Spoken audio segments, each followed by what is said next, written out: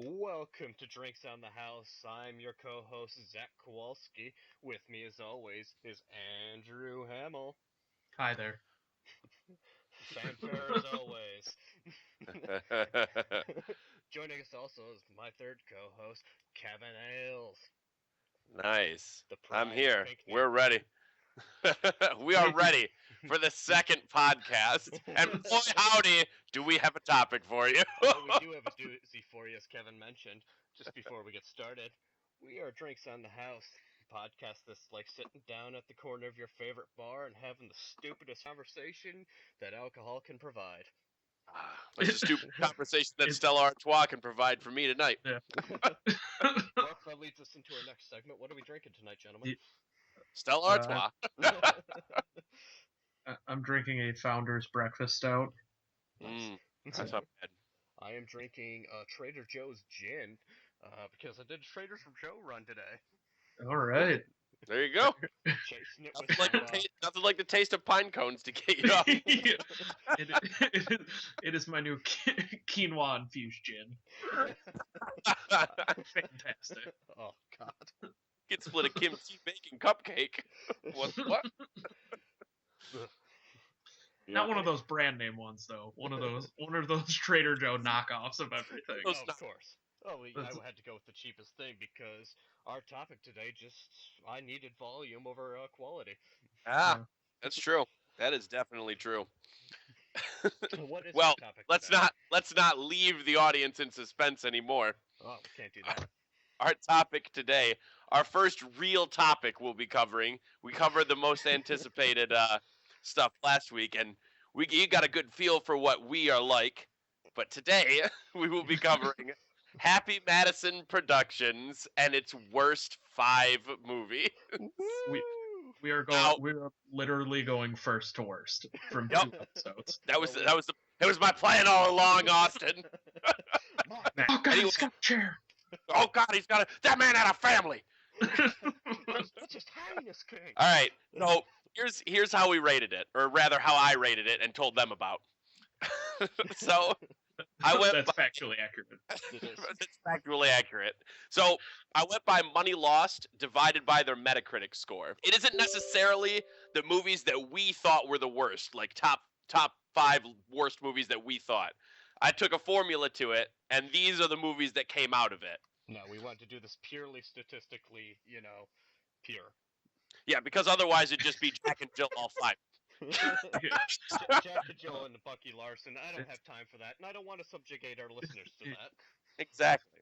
So we went on a more formulaic strategy. At the end, I will tell you what the worst rated for Rotten Tomato plus their Metacritic score are too. But we'll go with this formula first. We'll start at 5.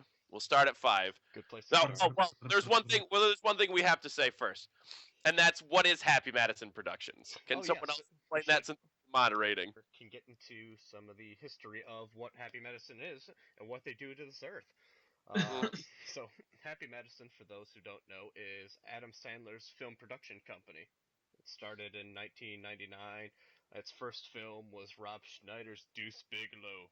Male Started off Gigolo. strong. Of course, you No, right out the gate. blockbusters. Nothing says box office potential like Rob Schneider's face.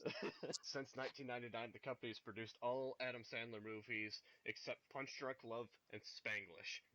Oh, so the 2 good ones. Yep. Yeah, so they've had a hand in, and all of Adam Sandler's buddies. Yeah, the crew, as he calls them, I'm sure. I'm sure he has some form of name like that. These All people, David Spade, Schneider movies, and Buscemi, Kevin Jackson? Or no, that's his name on a show. no, Kevin Oh, James. yeah, Kevin James. Yeah. Nick Kevin Swartzen. Jackson was his name on King of Queens. Yes. I mixed So that up. said- Why would he have the same first name as a character on that? He couldn't know how remember. He couldn't handle a second. It's much like Ray Romano, like how on Everybody Loves Raymond. He could not handle having a second first name. He could only handle the last name. No, they tried to name the character Jeff, but he would never answer to it. That's too much Jeff. of a stretch. Jeff, hey, what up? God damn damn it! Why did we hire this idiot? That's what you get for hiring off Broadway. Or the alley behind Broadway. The alley behind Broadway. Yeah. All right, Great so that's where we're starting with. So, money lost over Metacritic score. So our fifth place Jumping is into the shit pile. jumping right into the pile of mush that is Happy Madison. Number 5 was That's My Boy. Now, I had the privilege of seeing this movie in theaters. You Oh, poor that's man. tough. Boy, howdy, did Andy Samberg fall from grace after this movie. I'll give you some quick statistics based on my calculations. It got I believe it got around a 30 on Metacritic. I'm not sure how it got that high. And it lost $12 million. My end score, with it being 12 million over its Metacritic score, was about 400K. Wow. So for every point it scored, it lost 400K.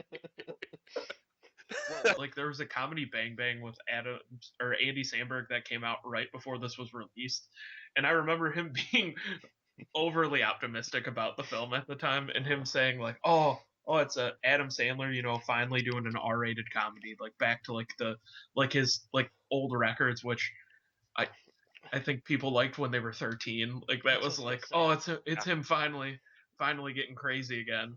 And that and then I remember watching it at while I was in grad school, and one of my roommates walking into the house, and the level of embarrassment that I felt, I would have rather been caught masturbating in the living room.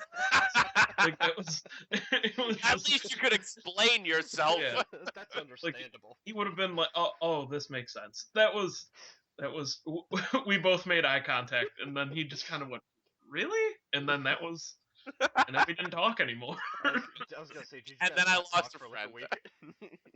Yeah, we haven't spoken since. It's been 3 years. Oh man, yeah. I saw this in theaters with because it came out on Father's Day, so I took my dad and grandpa to see it. Instead of getting you a shitty tie, I bought you tickets for this. Yeah. Gonna have a bonding experience with how shitty this movie is. But yeah, I went there, and boy, there were some awkward parts to have your dad and grandpa sitting next to you during. Yeah. I would say the first half-hour movie. I guess we should probably explain it for those that almost everyone that has not seen this movie, because Sure. So, all right, yeah, you can go ahead and explain the premise. I don't want to. If you could figure out how to unwind this, Got this. So the story is about so it begins as Adam Sandler as I believe a elementary or middle school student who has an affair with his adult teacher at that time, and they somehow end up conceiving a child, and then that child being Andy Samberg, who then disowns his father, and then his dad, and Adam Sandler at that point in time, being bankrupt later in his life, goes to try and find his son to then somehow turn it into a money-making situation. Hilarity ensues. Andy Samberg is then a successful, straight-laced young man on the verge of getting married to his boss's daughter, and then Adam Sandler comes in along with a crew of, including Vanilla Ice, which I think about says it all at that point in time. Yup. And it involves a roller skating rink at one point in time, which also Says which a lot. which Vanilla Ice was working at in the movie, which I felt was more of like a documentary. Like maybe they were doing like a location shot there, and then it just ended up he was working, and then it's like, oh, we can get you in on this. he just happened to be working at the same rink that they were filming at. Yeah.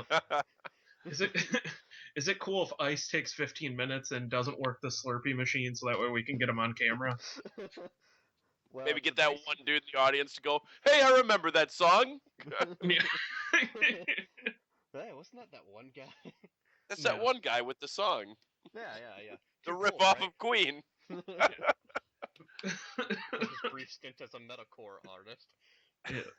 So he's a genius. Lyrical genius. I will say I do have one thing in defense of this movie, and the only thing is Will Forte's role in it, which I thought was Oh absolutely yeah, hilarious. yeah. But He did that really guy, well in it. yeah, that guy makes a living turning crap into gold somehow, though. Like any Not like weird wrong. movie he's in, like he manages to turn around his part at least. That's Mhm. true. That is very true. That's something that Will Forte does very well. Yeah. Although I think he's starting to lose his shine with Last Man on Earth, but that's a personal thing. Yeah. It's a personal thing you need to keep to yourself. It's a good goddamn show. Personal thing you need to shut the fuck up about. The first 2 episodes were good, the rest are shit. We're ending this now. This is over. Friendship over. Damn, you beat me. So, does anyone have the stat on how much this cost to make, and then how much it I actually made in the movie? Do actually. Okay. I have Yes. it. Let's see. It is. I have it right here if you need it. It took. I got it. I sorted this weird. It took 70 million to make, and it made 57 million roughly. Probably closer. It's 58. Closer to 58. Yeah. Yeah. And, So it okay. lost $12 million. And it's like it's a nice looking film, but I don't know how it takes $70 million to make that movie. It like what? Where did they shoot it at? Like I don't get it. I don't. No, it's mind blowing. It is that- mind blowing how much money that took. I guess maybe the mansion they shot it at, because Yeah, they is made it that- out to make the I think to make the woman's parents look rich. Sure. So they might have had to get a lot of extravagant things. Well, and that's a good time to bring this theory up of why Sandler's been doing so many shitty movies that have such bloated budgets these days. Is basically Makes money on them. well, that and he's basically taking vacations where he wants to fucking go. That's also true. and it's not just like him taking a vacation. It's like it's more insulting, I think, to viewers because it's like him and Kevin Nealon taking a vacation together. Sure. It's all always his, like all his dumb buddies that Yeah. he brings along. It's him taking guys that can't earn their keep in like films anymore. Like that's it's like, oh, what's Alan Covert up to? Maybe we can get him on this film. Like Well, that's at least Rob Schneider fits into a suitcase. You can check You him. should sneak Yeah. him. the carrot. Sneak him in a carry on. But that's the But theory yeah. for a long time of he just makes these movies to basically, I think it'd be fun to, rent a mansion and dick around for a month. Let's write a movie about that. Mm-hmm. But it wasn't even like one of them. Like how he'll do like the destination shoots. Like he'll do like Yeah. blended and that. Like you travel to a different country, so a bloated budget kind of makes sense because it's all of these people staying at these places. Like this was like Boston or like in Massachusetts. Like it doesn't. It's beyond. Come me. to Makes scenic sense. Massachusetts. Yeah. Visit Maine. It's just above us. Massachusetts, more than Boston. Kinda. Come drink at our Irish pubs. Now that we've lost our Boston audience. No, Boston's a nice place. It is actually Just a lovely poking city. fun. Is it? Because I've seen The Departed, and I would argue otherwise. I played Fallout 4, okay? Yeah. I know about Boston. Yeah. All I right, know let's- Ben Affleck's from there. Let's so. move on to 4. All right. The only animated film that this production company has made. Number 4 is 8 Crazy Nights. It lost them $10 million, and the Metacritic score for it was not good. It's better than some of these other stinkers, but it Still not wasn't good.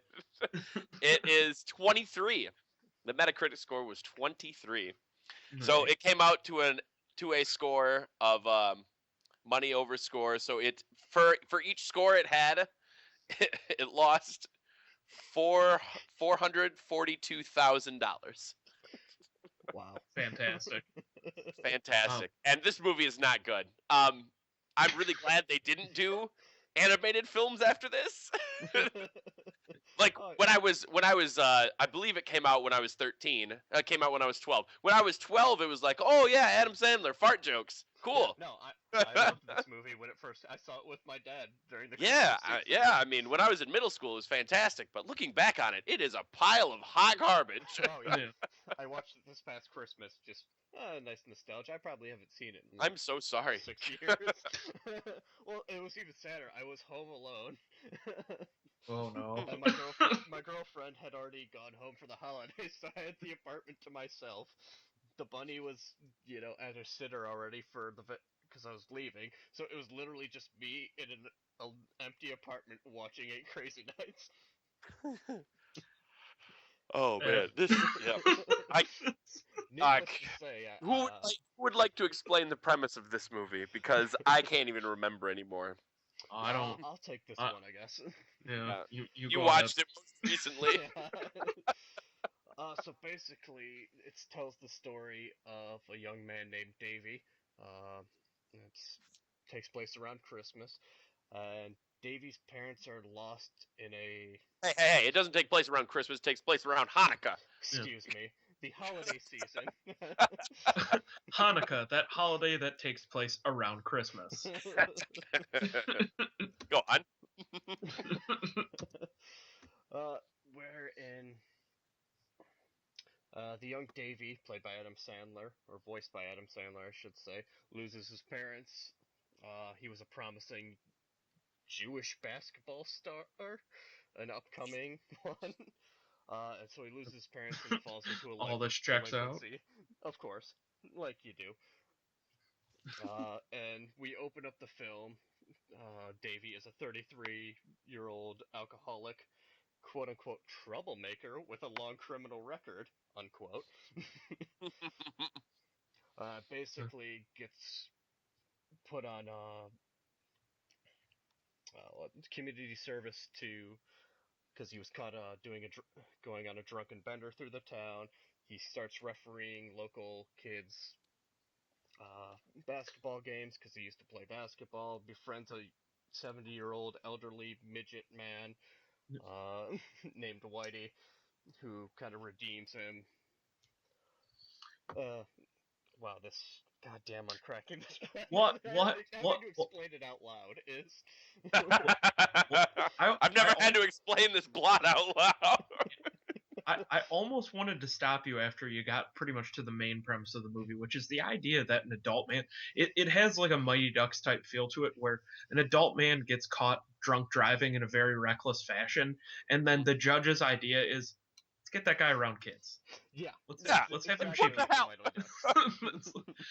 let's get this dangerous alcoholic around a group of So unrealistic.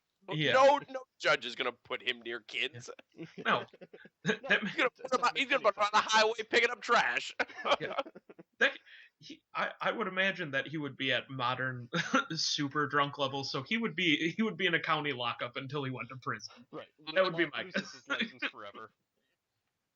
No recovering from that. Jesus. So, as I might continue the plot, if I can, hang on, where's my gin? Where am I? You'll need it. Swig a gin for Hanukkah.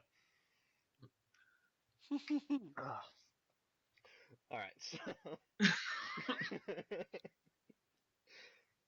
so Whitey basically teaches Davy, the meaning of the holidays, and he kind of redeems his spirit. And the whole plot culminates is Whitey, his mentor, is kind of this forgotten figure in the town that does so much for everybody else, but everybody shits on him and doesn't remember him. And every year there is a Town Person of the Year award that he never wins, but he hopes he was going to win it every year. And then, more hilarity ensues. Trying to remember how it actually ended. I think he got the award, dude. He gets the award. I think Davey, makes some stupid fucking speech about, how he's the glue that holds the town together, and they give him the award, and everybody's happy. Yeah, because they give the award to some other dude, and then Yeah. Davey jumps up on there like a goddamn madman in a Trump rally. exactly. Start yelling about bullshit, and they're like, "Oh, I guess we'll give Whitey the award." We should probably listen to this drunk jackass on the stage. The drunken pederast is right. We should give Oh. the award. Hey, the drunk man's right. So Give that award to the small old man. my brief internet research has shown me that it appears that the competitor for the award was a character named Tom Baltazar, played by the incomparable John Lovitz. Sweet. John I believe Lovitz. he also had a hook for a hand, if I'm not mistaken. He I did believe have a that's- hook for him. Because for I recall the joke that Adam Sandler's character asked him if he ever forgot which hand he has a hook on and tried to wipe his ass. Mhm. That's- Yeah. Well, I mean that's One of the pivotal lines in the movie, really. Of course. Yeah, it was a real turning point. The Ah, lowest of really hates were turning possible. point. God damn it. There we go. There we go. I would like to posit that this was the movie where Adam Sandler went full Eddie Murphy, and no one really took notice about it until Jack and Jill happened. But Adam Sandler, That was there's Eddie like Murphy. there's like 9 characters in this movie, and Adam Sandler plays 4 of them. Yeah. So Yeah. For And- the main characters. Yeah. He plays Whitey and his wife or his sister. Yeah. Who also By the plays way, side note, can you believe Jack and Jill made money? well, I 100% can. It That's doubled its budget. I It had can't a believe budget that. of $80 million and it made $150 million. How did that movie exist? It also has a 3% on Rotten Tomatoes. Jesus. It was almost angering looking at like the earnings of like the pure Sandler driven movies, like all outside of like the few that we're getting to right now, like all of them did incredibly well. Hmm. Like even like Pixels, like all these like asinine movies like just killed it in the box office. Yeah. That guy's been such a huge disappointment for Yeah. over a decade now. It's We'll get to the most successful ones because we'll end it on a good note. I have Okay, those two. Kind of. all right. Well, and I That's just want the to bring most successful, at least. That doesn't mean they're the best. Yeah. I wanted to bring up Jack and Jill real quick too because it holds the record for most Razzie wins in Right. 1 year. Yep. It swept the awards. For good reason. Yes. It's the only movie to ever have done Hmm. What a record. that. I can't Bravo. think of a more Bravo, Happy deserving film. Madison. I can't think of a more deserving movie. Yeah. And just That while we're talking about Razzie Awards, I wanted to give you Adam Sandler's personal wins and nominations. This is for Worst Actor, Screenplay, Worst Picture, Worst Director, anything you can win the award for, really. He directed a film. I believe he did, yes. He's directed quite a few films, I think. God damn it! Why? Like that's see the like it's just so ridiculous. Like someone's got to draw a line. Like this man clearly This man has no needs to one be around him. stopped. Yeah, Well, yeah, Well, he he just- surrounded himself with yes men and fucking... Yeah. it's all he surrounded himself with a bunch of guys that would have never had jobs if he didn't exist. Like it's all Exactly. these hangers on that he just gives To money be fair, like they keep making money, so they're Yeah. clearly doing something right. It's just not making good movie. Yeah, That's the that's- thing I don't understand, is they make money on nearly all of these. Nearly all of them. I mean, It's Grown Ups mind-blowing. too. For as much as we shit on it and made... There's really only like 7 movies that lost them money. yeah. In 5 of them we have on this list, and then the other 2 are arguably the 2 best movies Adam Sandler has ever made. One's That- funny, that- people. Yeah, Funny People and then Rain Over Me. Like that was Yeah. Yep. Yeah. Yeah, because Rain Over Me didn't lose them money. Just barely What? skidded. That's god damn it. Yeah. But as Not far only as- is Adam Sandler the worst, America's the worst. That's what this has proven. Yeah. but as far as More of a nom- commentary on America. yeah, it really is. But as far as nominations for Adam Sandler, when it comes to Golden Razzies, he has 31 nominations and 9 wins. Damn. Damn. That's I'm surprised he only won 9. I'll be honest. No. I thought I counted it out right before we got on. I thought the ratio would have been higher as well. Anyway, we'll go on to 3 now. This is the surprise of the list to me. And that's Little Nicky. Little Nicky was 3rd. Yeah. It really surprised me with the amount of hype that I saw when I first saw it when I was younger versus remember how liking it much it when I was, lost. It lost this is the biggest loss this production company has ever had. It was a $85 million budget, which is much higher than it should have been. But it lost $27 million. Wow. That's amazing to me. Well, they had to afford that sweet Power Man 5000 song. Yeah, Yeah, they did. I Our man wish was they could. shit. Yeah, I bet they wish they could go back retroactively and pay like $10 for the Power Man 5000 catalog at this point.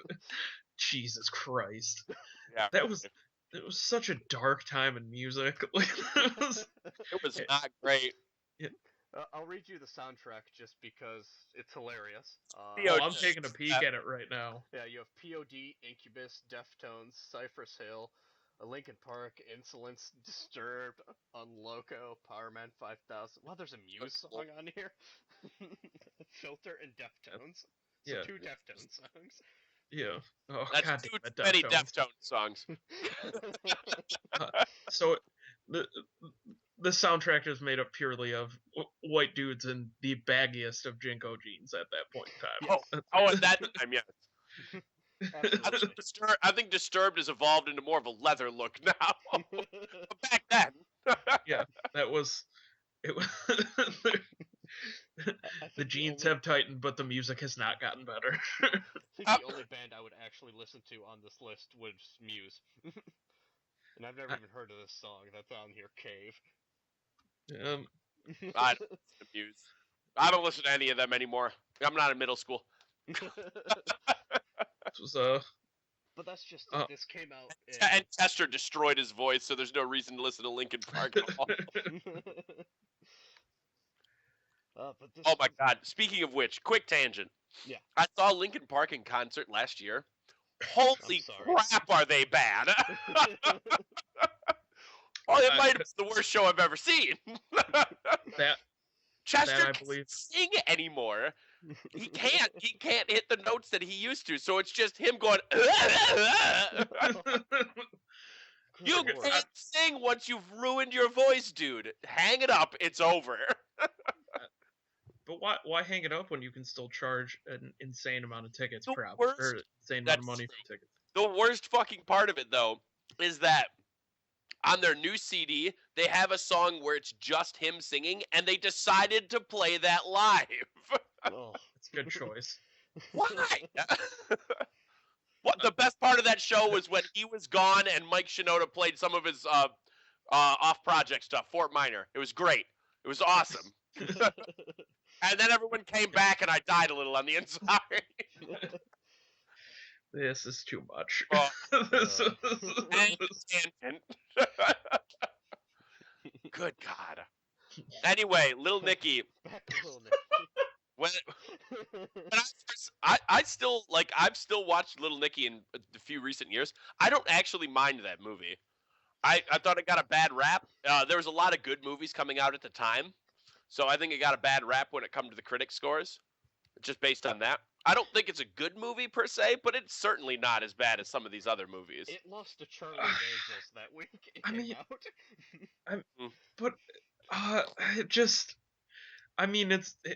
But like saying it's better than other Happy Madison production films is like It's not that's I don't know. I don't know. According to Roger Ebert, he describes Little Nicky as his favorite Sandler movie. Did he give it 2 thumbs down? Did he still give it 2 thumbs down? That would be the best if it was a one-line review of my favorite Adam Sandler movie, 2 thumbs down. Yeah, basically. I'm reading the review right now. That's basically what it says. Here's what I'll compare it to then. Because I found another movie just off the top of my head that I would rate Little Nicky at least comparable to. And that would be Step Brothers. looking back on Step Brothers, that is not a good movie at all. Yeah. In the slightest. Oh, I 100% disagree with you. That's fine, but it is I- not a good movie at all. No, but I'm I see saying- your point. I would see Little Nicky and Step Brothers are at least in the same ballpark. But would- based on what their scores are, it's not even close. No, I think oh no, I can't go that far. Just can't do it. I will remember- absolutely go that far. Step Brothers is not a good movie. It hasn't aged well, I'll say that. That's still what it think is. Little Nicky hasn't aged well either. But No. Step No, Brothers is Little Nicky has aged. Let's all be honest. Little Nicky has aged much worse than that film has. That's because it's had another 15 years to wait for another 7 years, dude. Step Brothers is not going to age well. But it's not. But it's not like no one's gonna judge like Step Brothers for being like, oh, that was a weird choice of having a Vampire Weekend song at the beginning. Oh, we But just you're gonna talking about the soundtrack? Well, that's. I mean, I'm not talking about that. I'm talking about Alright. the movie overall. But I still think it's a way better movie. It's better I don't. acting. I would definitely not say way better. I would say say better. better. I would say better, but I wouldn't say way better. Not 20 points on Metacritic better, which is what I'm looking at. What'd it get on Metacritic? 55. I'm surprised that it's that low. I That's agree, why actually. Really? I very much am. I thought I- that movie was super well received at the time. I thought it was. No, everyone loved that movie when it came. Yeah. You still see it played on fucking That's cable all that's the just time. for I forever. still him, them getting beat up by the little kids. Will Ferrell burying him alive. That was. What are you doing? I'm burying you. That is a hilarious scene. It's a good That scene. one scene I would take over the entire movie Little Nicky. I will agree with that. That That- whole fight scene It's actually, another fucking Yeah. putting the movie. balls on Or- the drums. It's another fucking movie that I would compare in the same ballpark. Uh, I guess there Step has Brothers to is be- definitely better. Little Nicky and Step Brothers to me is better than this movie. Easy. Is Well, let's- Napoleon Dynamite. I fucking Oh, hate that- that. Oh, I hate that fucking movie. And you know what? It scored better than both of them on Metacritic. Oh Really? yeah. 65%. 65. God. Yeah, that- I've is actually I so have to bad. admit I've never seen that movie because I refuse to. I watched it once simply because everyone was watching it. That's I why I barely didn't want to watch it. I barely made it through it in high school. I was much less refined in movie taste then. I thought it was very funny at age 14, and then watching it about 2 years later on TV was confused as to how I even made it through the film the first time. It's These it teenagers are idiots. yeah. We've gone way far off track on this one. Yeah. If I could have one more comparison, I found another Happy Madison movie to compare it to of Grandma's Boy. Oh, And I love Grandma's Boy. I love that movie. I will watch it whenever it's on. I- legitimately yeah, like I've that seen movie. no problem with that. But that, Grandma's Boy is probably my favorite Happy Madison movie. Looking at all of these. and I would argue that Grandma's Boy was a weird movie in that it wasn't well received, and yet you went and watched it, and then it was good, and it still holds up decently well at this That's point in true, time. Yeah, I guess it's not a real And- comparison but- reception-wise. But I think why it holds up and why a lot of these other movies don't hold up is that no one was like, outside of the guy that was the robot or thought he was a robot, like no one Yeah. played like a weird character. Like everyone was actual normal people. Like when Adam Sandler plays a character that's not just like a normal dude, things get weird. It goes Yeah, south definitely. very, very True. quickly. There's a lot That of is definitely flatulence true. and there's a lot of weird fucking stuff. Yeah. Well, he can't just seem to play a normal fucking dude unless it's a romantic comedy. Like Correct. Blended. I saw Blended. That wasn't that bad a movie. It was watchable. I could get through it. I love that's the parameter now. I can That is get through it. absolutely his parameter. Just go with it was the same. Just go with it was the same. That one was better than Blended. Which one but- was just go with it? The one where he pretended his assistant was his wife. God damn it! He's Oh god, yeah. I'm looking at the poster right now. Yeah. Yeah. Remember the poster now? With Oh Jennifer yeah, Aniston. oh yeah. In the believable scenario that Adam Sandler's a man being chased by both Jennifer Aniston and Brooklyn Decker at one point in time. Is that that documentary that we're talking about? Yeah, the documentary. Yes. I see you're familiar. It makes a lot of sense. Alright, back to Little Nicky. We get back on track now. Yeah. All right. What's on track? Happy Madison Productions. It's just a shit show. That's what we're gonna make. This podcast is a metaphor for Happy Madison. Oh man. Well, I did enjoy Little Nicky. I wouldn't go back and out of my way to watch it now, but it does surprise me that it lost that much money. That is surprising, I will say. And to had that that high of a budget. Yeah, I did not expect it to have an $85 million budget. Well, and you have to think that was 16 years ago. That was the year 2000. Yeah, I know. That's why. Potentially, I think it could have been is that he went with the good idea of like, should we do one cameo or should we do 38 cameos? So I feel like probably paying everyone their quote on this film probably would have brought that up. Like That's true. It did have quite a few cameos from bigger people. Why does Bill Walton ever need to be in a movie? Why was that a thing that happened? Who the fuck was watching an NBA game and saw Bill Walton announcing and was like, shit, I used to love that guy when he played college basketball. Let's fucking get him in a movie. Like what? Yeah, like none of these cameos added anything because I don't remember any of these assholes in the movie. I remember Ozzy at the end. That's the only.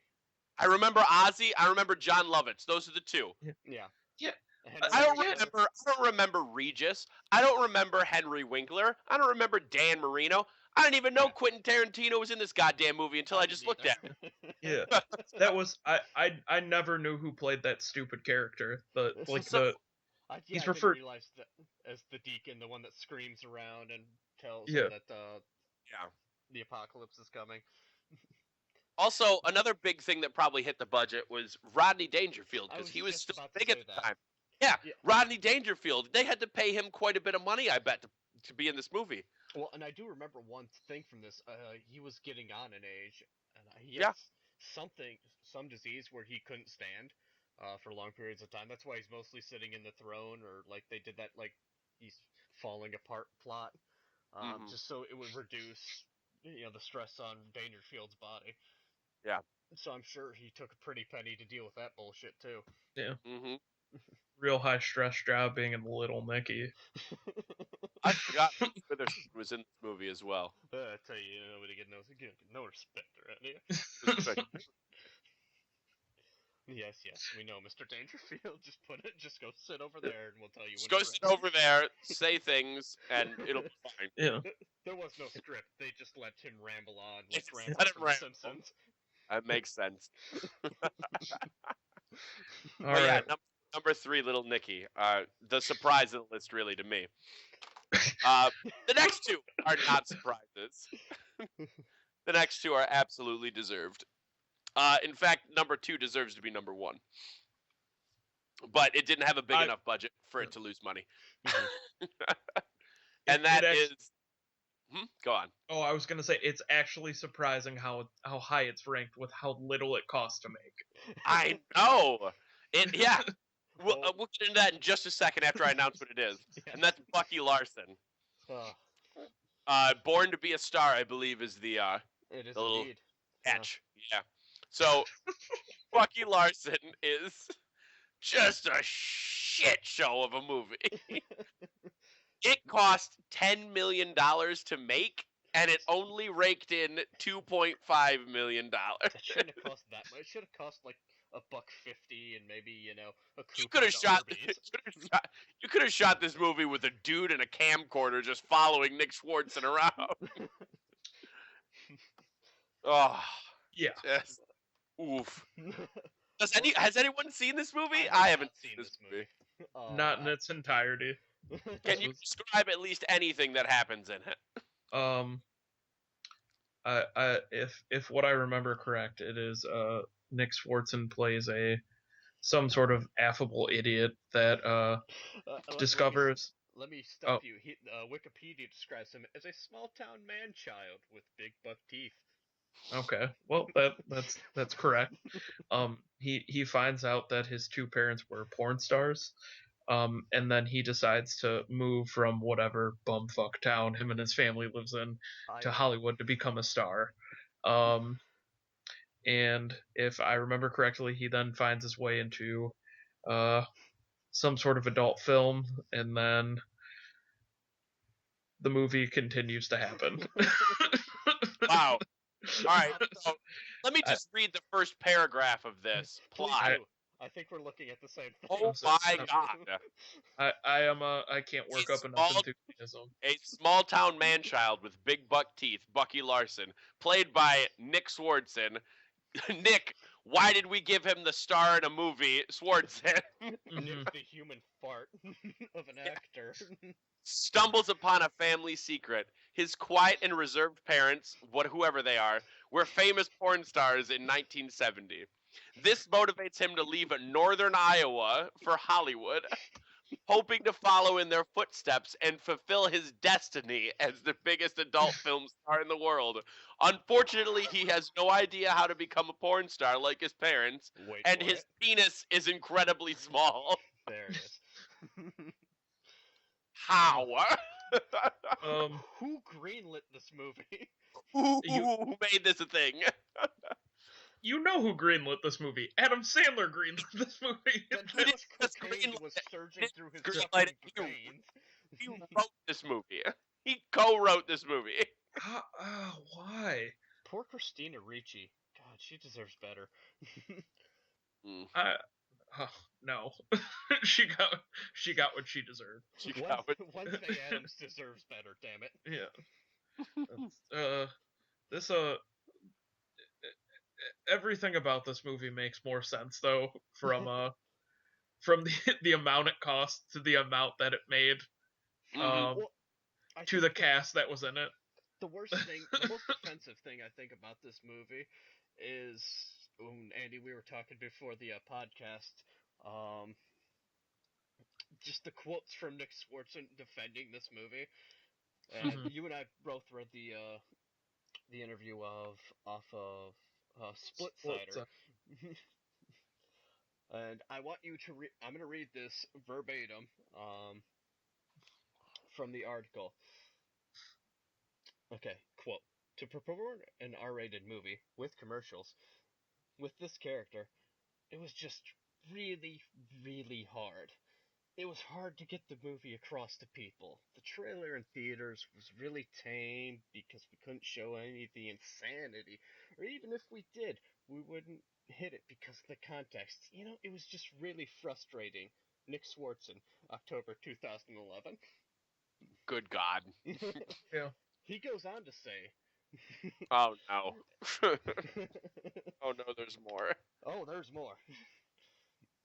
Quote, I knew the critics were going to bury us because of the acting, how it was written and directed.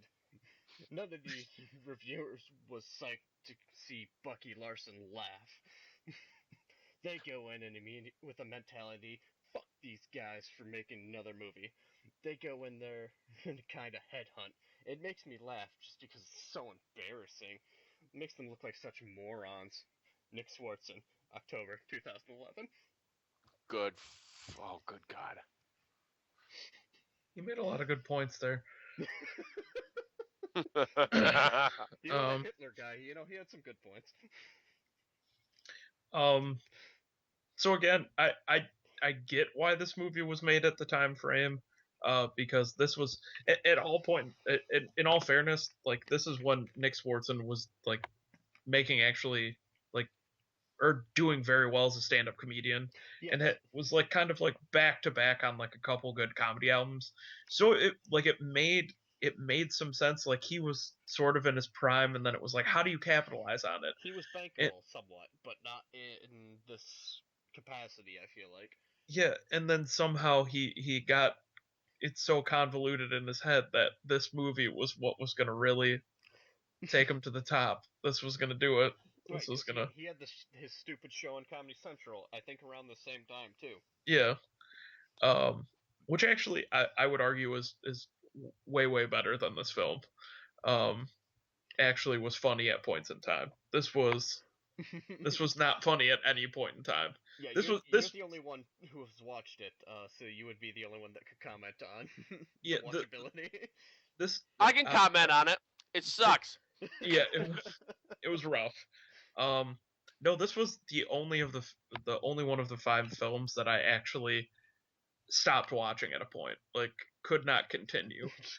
After probably after about the first 45 minutes, I had to walk away. Um, yeah. Well, this it also feels like it was a movie destined to fail. The director has only 3 films to his credit: The Hot Chick, The Comebacks, which was that terrible baseball movie starring Rob Schneider and Nick Swardson, and Bucky Larson. strangely all 3 Happy Madison productions. Shocker. Yeah, really. The director, Tom Brady. The football player. Well, yeah, in his spare time. Yeah, Oh my. no, Oh, that is super depressing. Tom Brady got a start as a writer and went on to write and produce episodes of The Critic, The Simpsons, Home Improvement, Sports Night, and Good Vibes. what the fuck is Good Vibes? It was a terrible MTV cartoon show. Oh no. Well, so sorry, Tom Brady. But the Yeah. rest of them, I mean, you have The Critic, you have The Simpsons, you have Sports Night on your writing and producing resume. Yeah, It's shocking. It's like once you get around Adam Sandler, all creativity and humor and everything gets sucked out of you like a goddamn black hole. Yeah. Well, I assume it's just because he takes creative reins, so you don't really have that much. No, I imagine, yeah, like a megalomaniac. No. Well, it's hard to direct a piece of shit. Like That's true. he didn't have any writing to in the script, so he couldn't do anything No. with that. It was written by Adam Sandler, But- Alan Covert, and Nick Swardson. Yeah, it's all there. In all fairness, he did read the script and then say, "Hey, I can do this." That's true. So let's not take all blame away from him. He played a part in literally this. knew what he was getting into. He did. This man does not. He has blood on his hands. Yeah, his blood on his hands. He has the blood of Bucky Larson on his hands. We all have the blood of Buddy Larson on our hands. Yeah. Oh God. That would be ideal if I had the blood of this movie on my hands. I do enjoy the fact though that everyone in the movie is credited as playing a character except for Jimmy Fallon, who plays himself. So that's what, like, Jimmy Fallon was possibly the biggest star in this film. You forget Pauly Shore, who plays himself / award presenter. No, Pauly Shaw. Oh, I was wrong. Pauly Shore also played himself. Hey, That's- the weasel. And Pauly Shore got a film a film role and based on the fact that he seemed like the celebrity most likely to be at a porn award show. So Yeah. that's way to go, Pauly Shore. Way to Keep go. the dream alive, pal. Living the dream. Yeah. Living the dream. Couldn't live off those Biodome royalties forever. So This film also had the distinction of coming out the same year as Jack in Jail, making it a strong competition at the 32nd Golden Raspberry Awards. So, this is That's what this movie does to you. I can't. Your brain not work. I'm not sure how to be funny about it. I'm not. Neither were they. Hey, they weren't sure how to make it funny either. It's this is awful. Anyway, it is stifled me. All right, I think the less said about Mr. Larson and his adventures, the better. The better.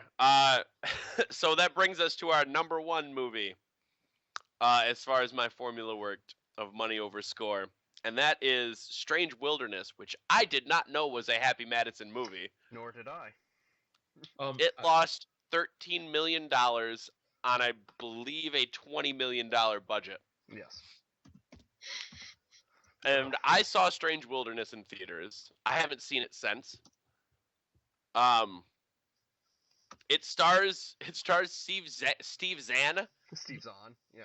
Yeah. Zahn, that you might know from Saving Silverman, and that's it. Hera. He was also in That Thing You Do, which was a great movie, and I stand behind that movie. I don't remember that movie. And if Maybe we're I've never talking- seen it. And if we're talking about good roles he was in, he was also on Treme for a while. Okay. That was actually he was actually really good at it. He was also in Joyride. What a movie that was. So good, I don't even fucking remember what it was. That was a And National Security. What a movie that was. Oh, that man. wasn't that was a what's this? God damn it, Martin Lawrence. Yeah. Wasn't that? And then Joyride was with Paul Walker, R.I.P. Right. Yeah. All right. Yes, I remember. Okay, I remember now. R.I.P. All right, so getting back to Strange Wilderness, I did not see this in theaters. I didn't see this until it came out in 2008. I probably didn't see it until 2011 sometime. I was doing illegal things in college.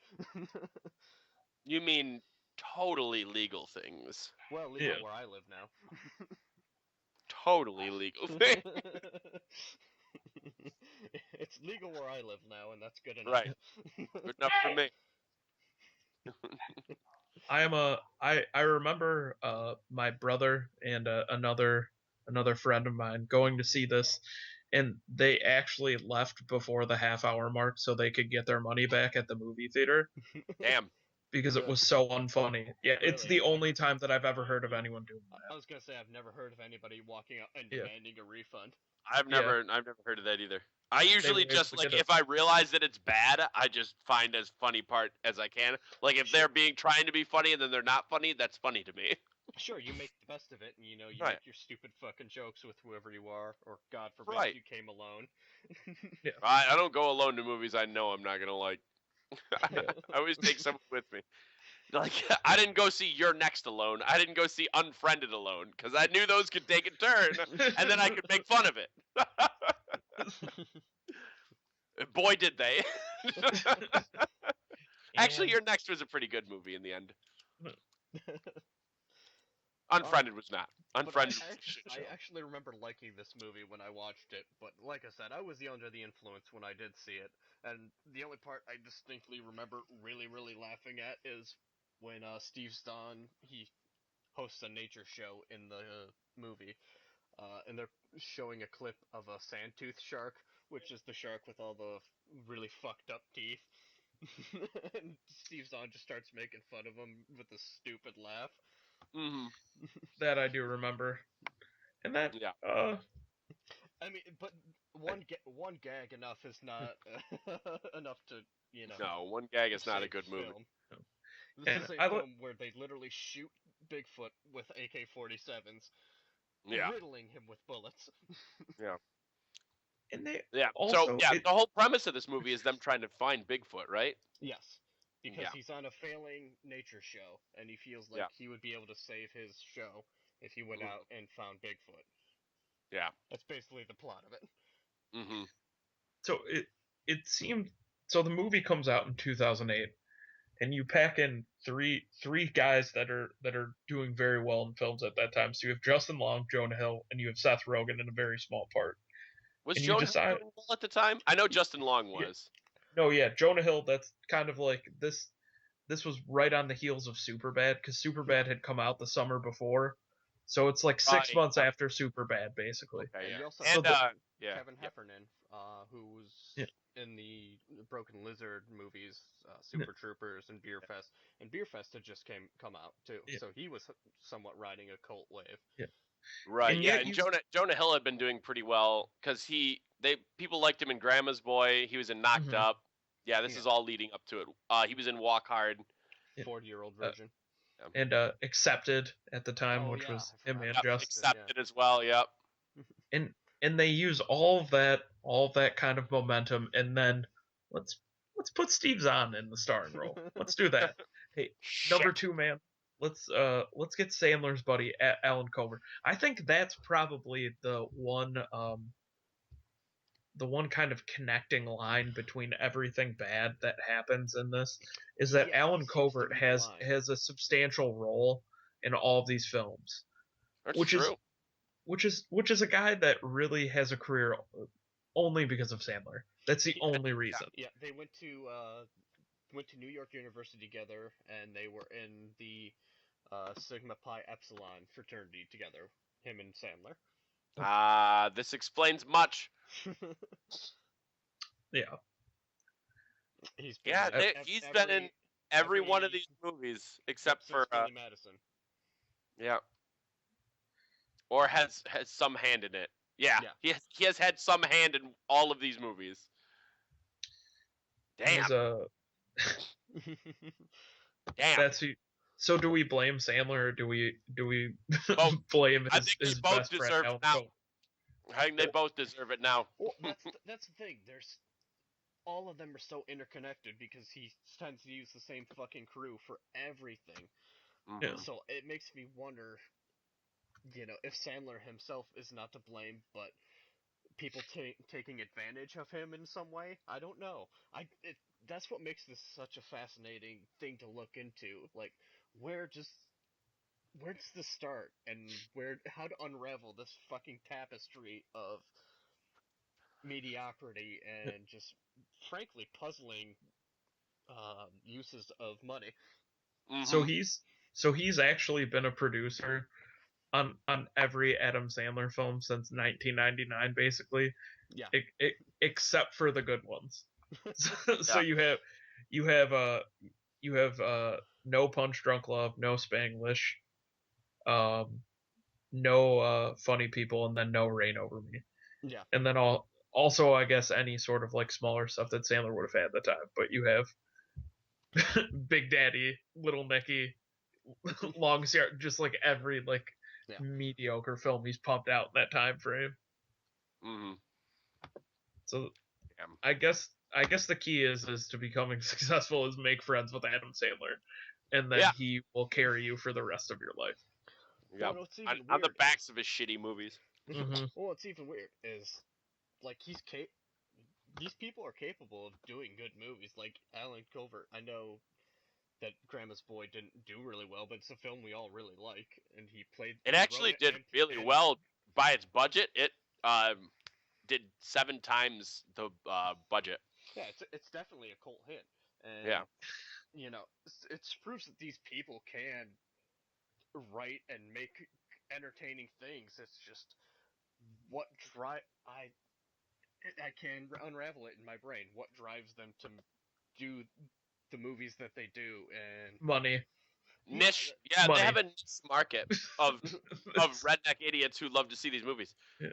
Maybe not necessarily rednecks, but idiots who like to see these movies. well, I and don't. that's when I was looking up Adam Sandler's Golden Raspberry nominations. That's something I noticed. That the only awards he seems to always win are the Nickelodeon Choice Awards, the Teen Yep. Choice Awards, and the MTV Movie Awards. Yeah, because apparently it's just the audience of younger people who love the jokes that he does. Sure, That think back it's just to it's the just a market of yeah. When I was a teenager and I watched Happy Gilmore, Little Nicky, and all that shit, I thought it was great. I watched them over and over again. sure. But We now thought they were looking hilarious. back after seeing good movies and how things are written and understanding things about the world, then I go back and think, oh God, what has happened? Well, you see all the stereotypes and the just Yeah, terrible, terrible things that he, you know, puts on film, and it just makes you. cringe. Yeah, exactly. It's more of a cringe thing because I'm too busy cringing to even hear his punchlines at that point. No. And uh, yeah, I don't know. I guess this one's particularly weird because there's like I guess Adam Sandler produced the film, but he's not necessarily a part of the film. Like he didn't write and he didn't act in it, which is the only one of these top 5 films that he had. He was a producer only in name, basically. He had nothing Right. to do with the It film. was just his production company, basically. Yeah. Yeah, So I guess it makes sense because the only thing that becomes close to successful is something that he has his hand directly in the pot for. No, Mm-hmm. yeah, you know, you're Johnny Sixpack. You know, you don't give a fuck who Justin Long and Jonah Hill are, and you just know that there's that fat guy from. Did you prefer to or did you refer to average people as Johnny Sixpack? Yes, I did. That's what he just did. Yes, I did. But they see Adam Sandler and they remember him from. Oh, yeah, he was on SNL. Yeah, I remember him with Chris Farley. That was funny because it seems like their memories are stuck in 1994, and he's been writing that for over 20 years now. It's when the good times died after '94. When the good times died. After Cobain did it, that was the end. So you're saying Courtney Love is to blame for all of this? Dun, Clearly. dun, dun. Did you just throw in a Courtney Love murdering Kurt Cobain myth there? It's a theory. It's a theory.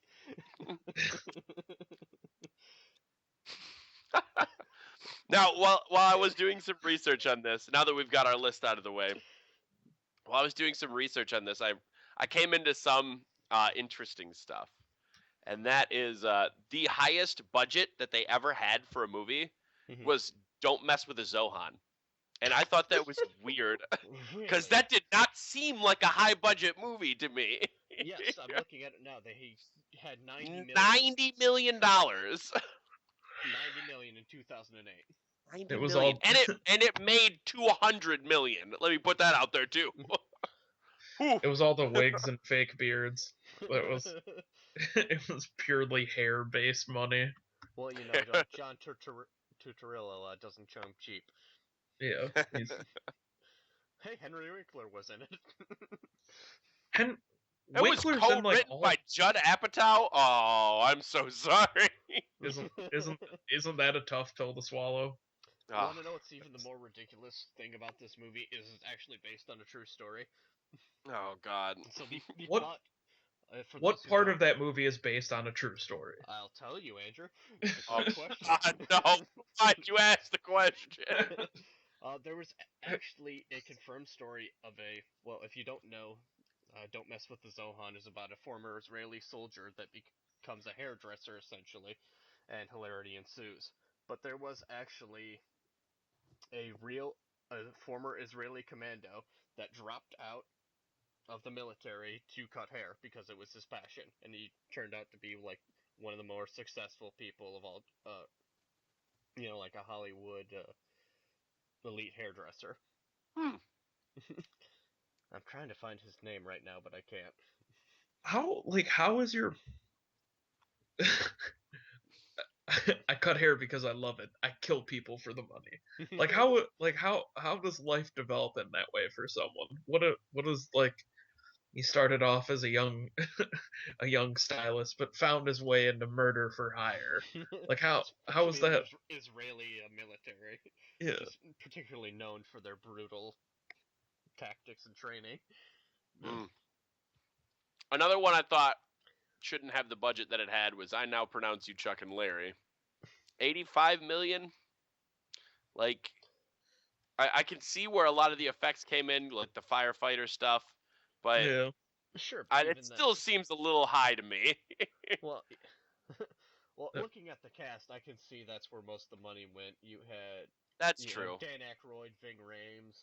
Oh yeah, I forgot about them. Yeah, all right. Now it makes more sense to me. But like how much money are those guys pulling in now? Like that's like in theory at one point in time it would make sense that I think Jessica Dan Biel was Aykroyd. a hot commodity at the time too. And Jessica Biel. Yeah. You had Tila Tequila. She doesn't come cheap. And Lance Bass. Yeah. These are all people that are inherently cheap.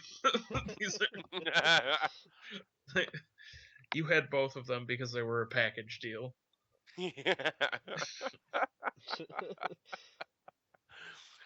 But yeah, I thought that one was a little weirder too. Yeah. Most successful films. We'll talk about that real quick. And on a high note. Well, And on a high note. Well, high note for them. as high as we can go here. High as we can go.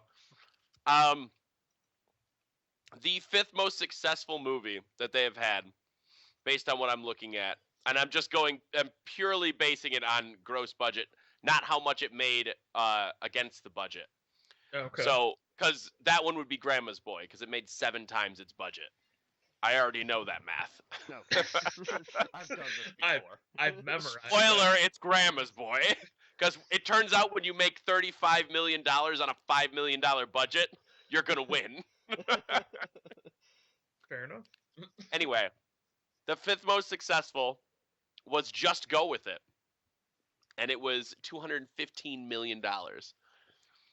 In the last however long this company has existed, other than 10 years, I guess. 1999 is when the 1999 Madison company started.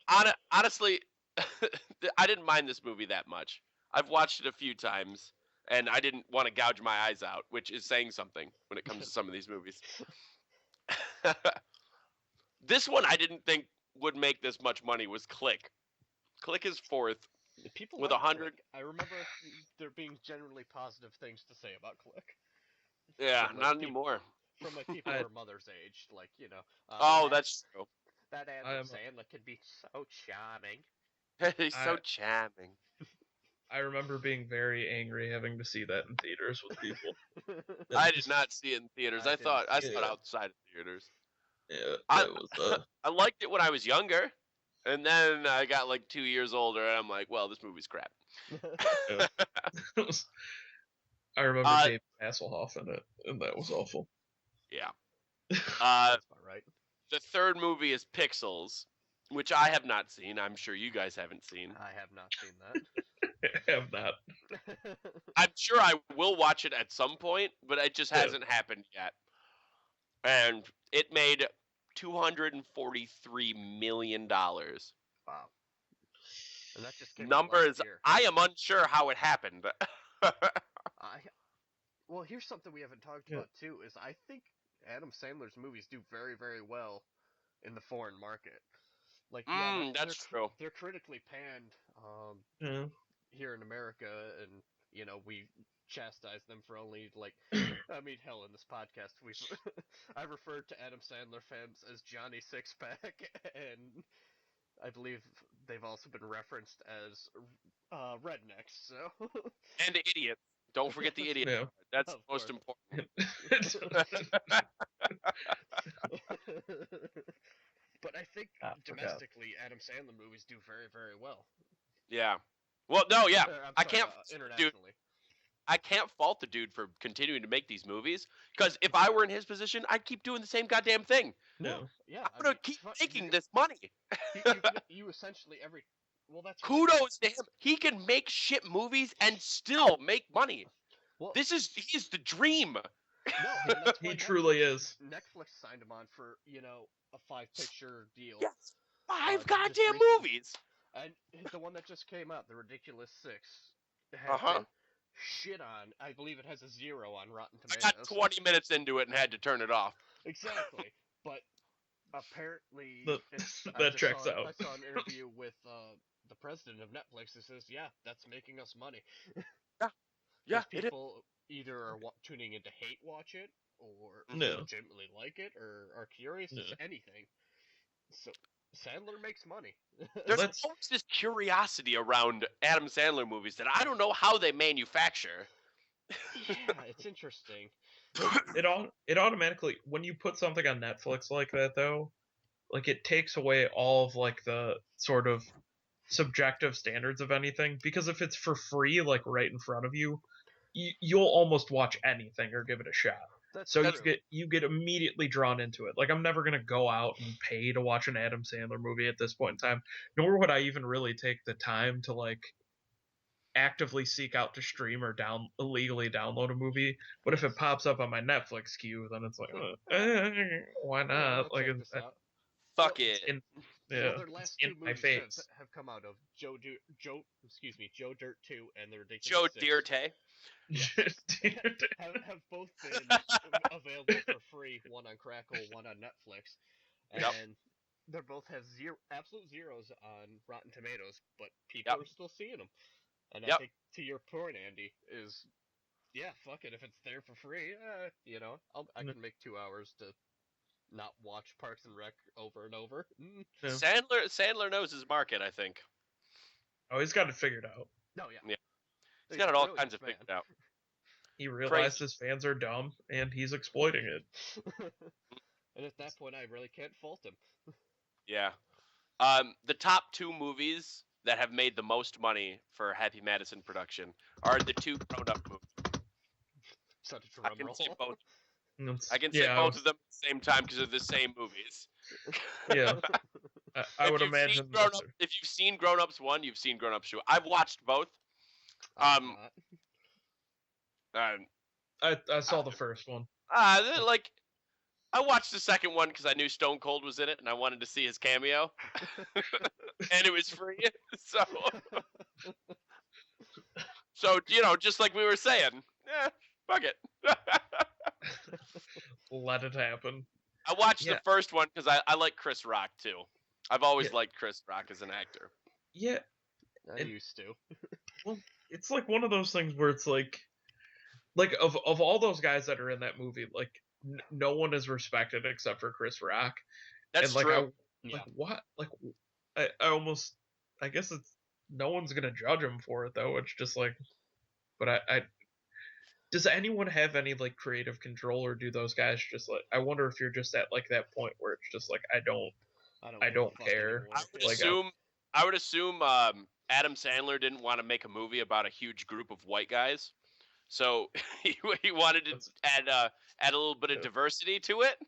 So he found Chris Rock, who wasn't doing anything at the time, and Chris, offered him a load of money. Yeah, fair enough. Yeah. Yeah, I mean, I can't.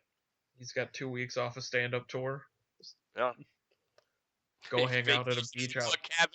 Yeah. Well, that's what we were talking about earlier in the episode. Is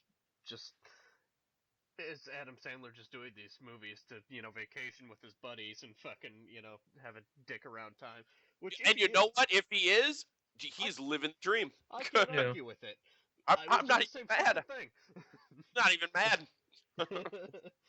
So that was actually like part of the when all the Sony emails were hacked a while ago. Yeah. Like during that whole fallout, like one of the emails I believe that was attached, that was they were in production for or trying to get an Adam Sandler film in production, and like last minute, again, here's the one tying thread to everything.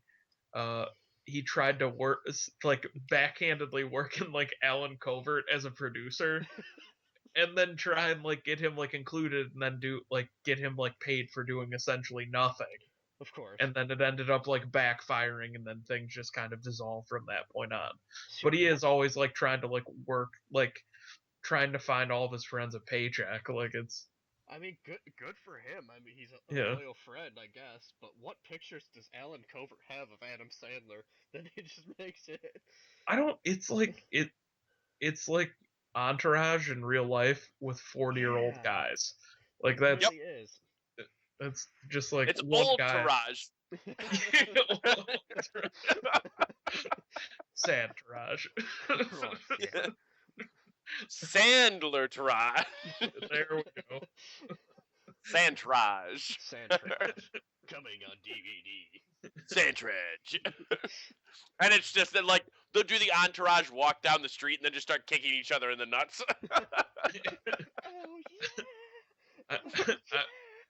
I'm just imagining the opening credits of King of Queens with the theme song from Entourage played over it. That's all that's in my head right now. Oh man. Oh. But yeah, that is Happy Madison Productions in a nutshell. Yeah. Man. What a dumpster fire. They have made a lot of money though. They and have. You know what?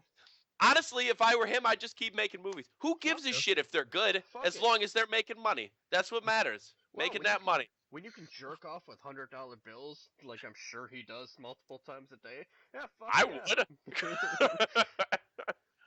Keep making your shitty movies and keep Yeah. getting blasted by, jerk offs like us on a podcast. But Yeah. Yeah. Adam Sandler, more power to you. Keep living your dream. We will keep living ours. You are the American dream, Mr. Sandler, and I'd like to salute you, but I would afraid my heart would explode. Yeah. My brain won't let me. But good on you, bro. Well, does anybody have anything to add to the mythos of the Happy Madison production company? I think we covered everything. I think we're good, yeah. I think we all need a nice hot shower and maybe a few drinks. I absolutely need to wash off after that. I feel Yeah. dirty. I had to Remember, think. folks, we do this so you don't have to. Yeah. Alright, on that note, I think this will do it for this episode of Drinks on the House. As always, my name is Zach Kowalski. You can follow me on Twitter at Zach Kowalski. And if you're in the Seattle area, I perform at the Parlor Live in downtown. So come and see me on open mic night. As always, I'm the pride of Pinckney, Kevin Alice. You can catch me on Twitch. Stream channel Last Vindicator. We do Drinking Buddies there. I have a YouTube channel with Drinking Buddies on there. We have a good playthrough we've started of Amnesia. We scream like little girls, and it's fantastic. I've watched some of it, and yeah, I've seen it. I've seen it. I've lived it. It's better than Strange Wilderness. It's better than Strange. Yeah, it's a better use of your time than Happy Madison. Guaranteed. I don't do anything. Leave me alone. I have nothing to offer you. Andrew's here. Yeah. This episode are Andy's yeah. slow. I'm here right now. That's all I got. I'm still standing. Yeah. can we? How much do you think it would cost to license "I'm Still Standing" by Elton John? If we could get like More a deal than we on that. have. Yeah. I don't know. I think I have like $6 cash in my wallet right now. What do you guys have? I've got an Arby's coupon book that says. I also have $6 cash. I think we might be able to make this work. Can we just get one drop of Elton saying "Still Standing" and then just that's it? Like if we could just get that, that would be fun. I'd be willing to pony up extra for the That's worth it. I think we could do that with $30 if we could scrounge that up. I think so. So I think we can make that work. Go find our Patreon page and make our dreams come true. All right. On that note, folks, we're gonna send you off. Have a drink on us. Cheers. Cheers.